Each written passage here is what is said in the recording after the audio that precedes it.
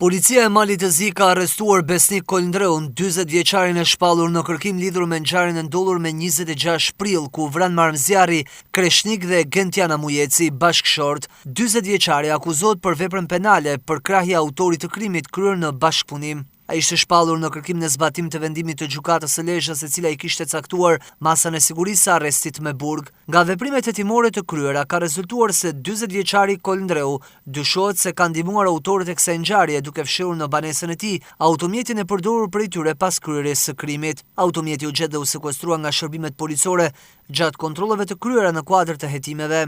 39 vjeçari Kreshnik Mujeci dhe bashkëshortja e tij Gentiana Mujeci u ekzekutuan në një atentat mafioz në 26 prill në zonën e Balltrenit. Autorët i zun prit makinës së tyre dhe qelluan me breshëri plumbash. Ngjarja rezultoi të ishte organizuar për hakmarrje. Policia e shtetit identifikoi 3 autorë të dyshuar: Renato, Adriano dhe Florin Hillaj. Atentatori kryesor dyshohet se kreu krimin për të marrë hakun e babait të tij, për vrasjen e të cilit 10 vite më parë akuzoi Kreshnik Mujeci.